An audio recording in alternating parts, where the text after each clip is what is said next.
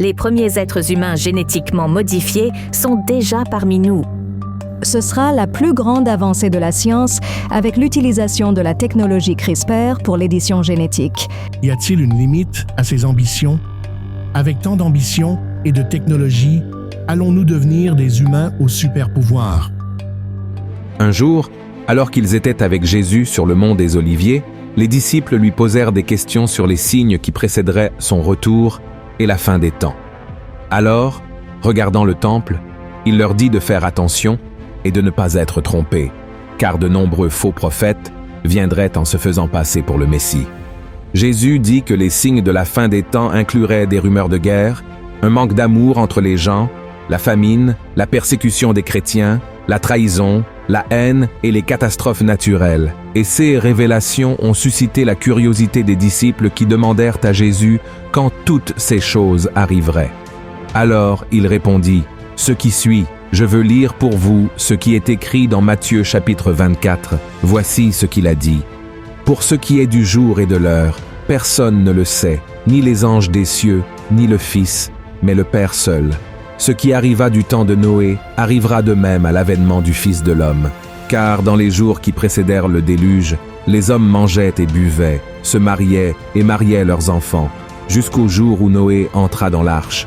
Et ils ne se doutèrent de rien, jusqu'à ce que le déluge vint et les emporta tous. Il en sera de même à l'avènement du Fils de l'homme. » Notez que lors du discours de Jésus, il a dit que son retour se produirait à un moment similaire au jour de Noé. Pour les disciples, cette explication était très claire, car ils savaient exactement ce qui s'était passé avant le déluge. Mais pour nous, cette compréhension n'est pas encore complète, et le vrai sens de la prophétie est resté un peu confus et ouvert à de nombreuses interprétations. C'est sur ce passage de la révélation du Christ que nous allons nous pencher dans la vidéo d'aujourd'hui, et je dois vous avouer que vous serez impressionnés par tout ce qui se passe déjà de nos jours. D'accord? Mais avant de commencer, je tiens vraiment à ce que vous vous abonniez à ma chaîne ici. Il vous suffit de cliquer sur ce petit bouton qui se trouve en dessous de la vidéo, de vous abonner, et à côté, vous verrez une cloche. Cliquez également sur cette cloche et sélectionnez l'option « Toutes », car c'est ainsi que vous recevrez les prochaines vidéos que je publierai, d'accord? Je veux vous aider dans votre cheminement avec Dieu, alors venez participer avec moi. Maintenant, allons-y. Frères et sœurs, pour comprendre comment étaient les jours de Noé, nous allons voir le chapitre 6 du livre de la Genèse. Faites très attention à ce qui est écrit dans la parole du Seigneur. Lorsque les hommes eurent commencé à se multiplier sur la face de la terre et que des filles leur furent nées, les fils de Dieu virent que les filles des hommes étaient belles, et ils en prirent pour femmes parmi toutes celles qu'ils choisirent.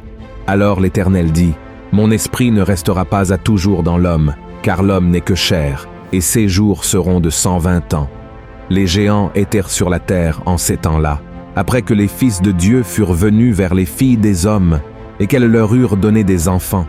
Ce sont ces héros qui furent fameux dans l'Antiquité. L'Éternel vit que la méchanceté des hommes était grande sur la terre, et que toutes les pensées de leur cœur se portaient chaque jour uniquement vers le mal. L'Éternel se repentit d'avoir fait l'homme sur la terre, et il fut affligé en son cœur. Frères et sœurs, nous voyons ici qu'en plus d'un monde vivant dans la perversité face à tant de mal, ce qui attire notre attention est le fait que les gens vivaient au milieu de géants, c'est-à-dire les Néphilim. Cependant, ces êtres n'étaient pas simplement des personnes qui avaient grandi au-delà de la normale, et ces géants n'ont pas existé seulement avant le déluge. Dans le livre des Nombres, par exemple, il est possible de trouver le même mot, Néphilim, en hébreu, utilisé pour désigner les géants au moment où Moïse envoya quelques hommes pour espionner la terre de Canaan. La Bible raconte que lorsque ces hommes sont revenus, 10 des 12 espions étaient complètement découragés car ils avaient vu des géants dans ce lieu et ils craignaient qu'il ne soit pas possible de le conquérir. Voyons ce qu'ils ont dit. « Nous ne pouvons pas monter contre ce peuple, car il est plus fort que nous. » Et ils décrièrent devant les enfants d'Israël le pays qu'ils avaient exploré. Ils dirent « Le pays que nous avons parcouru pour l'explorer est un pays qui dévore ses habitants. Tous ceux que nous y avons vus sont des hommes d'une haute taille. Et nous y avons vu les géants, enfants d'Anak, de la race des géants. Nous étions à nos yeux et aux leurs comme des sauterelles. Mais en fin de compte, frères et sœurs, Qui étaient ces Néphilim? D'où venaient-ils? Et pourquoi Dieu a-t-il dû détruire tous les habitants de la terre, y compris les animaux?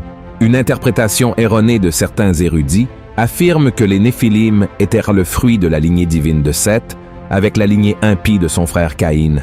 Cependant, cela n'avait aucun sens, car il n'y avait aucune restriction de Dieu concernant le mariage entre des personnes de tribus différentes.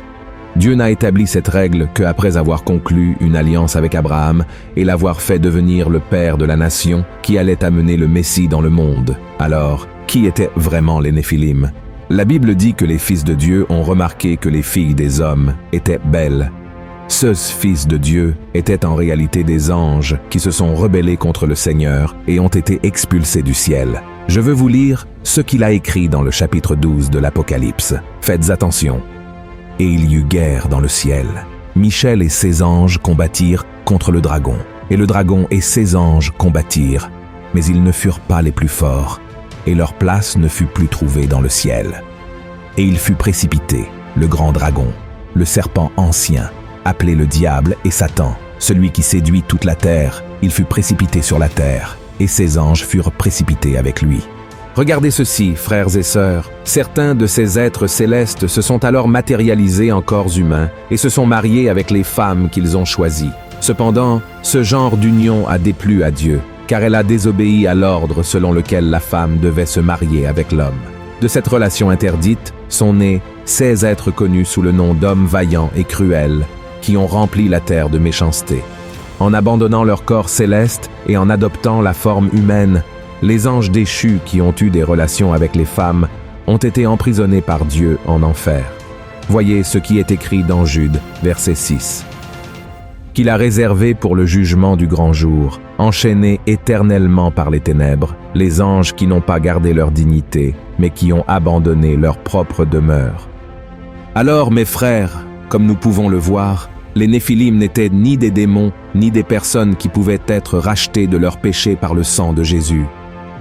Non, ils étaient un mélange de ces êtres, ce qui peut être appelé scientifiquement des êtres génétiquement hybrides. Maintenant que vous avez compris qui étaient les Néphilim, revenons à cette prophétie où Jésus parle de la fin des temps, montrant qu'ils seraient comme les jours de Noé. La méchanceté qui a prévalu à cette époque avant le déluge est sur le point de revenir.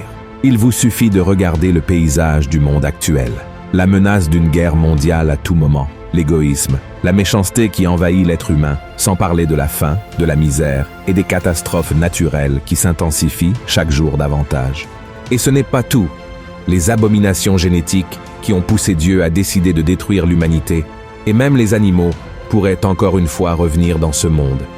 J'ai fait une vidéo à ce sujet, et je mettrai le lien à la fin pour que vous puissiez la regarder, d'accord? Et tout comme par le passé, de gigantesques et monstrueux êtres pourraient envahir la terre, et tous ceux qui n'ont pas été enlevés par le Christ devront apprendre à vivre au milieu de ces créatures comme l'ont fait les gens à l'époque de Noé. Goliath et le roi Gog, le géant de Bazan, et les anciens habitants de la terre promise nous donnent une idée de la méchanceté que ces êtres du futur pourraient représenter. Tout comme les Néphilim de l'Ancien Testament, il ne fait aucun doute que ces géants n'auront aucun sentiment de miséricorde, de bonté et d'amour. Vous vous demandez peut-être maintenant comment ces êtres comme les Néphilim pourraient apparaître si les fils de Dieu qui ont eu des relations avec les femmes sont maintenant enchaînés en enfer. La réponse est à travers les laboratoires scientifiques, par le biais d'un mouvement appelé transhumanisme. Retenez bien ce nom. Selon les défenseurs de cette philosophie, le transhumanisme vise à améliorer la condition humaine en utilisant la biotechnologie, la nanotechnologie et la neurotechnologie pour augmenter les capacités cognitives et surmonter les limites physiques et psychologiques. Les scientifiques à la tête de ces projets croient qu'ils peuvent prendre le contrôle de la création humaine pour la transformer en une évolution dirigée et planifiée. Frères et sœurs, au sein de cette manipulation génétique, il serait par exemple possible de créer en laboratoire de nouveaux gènes qui modifieraient le code génétique pour être capable de bloquer la réplication des virus, rendant les cellules des êtres humains immunisées contre tout type d'attaque.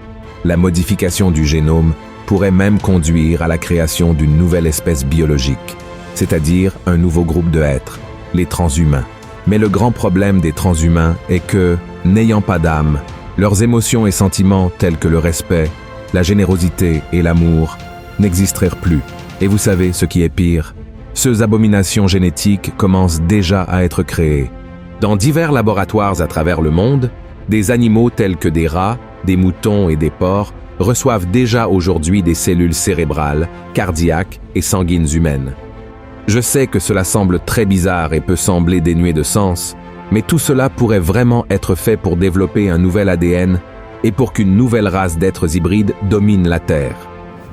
Et ce n'est pas tout, frères et sœurs.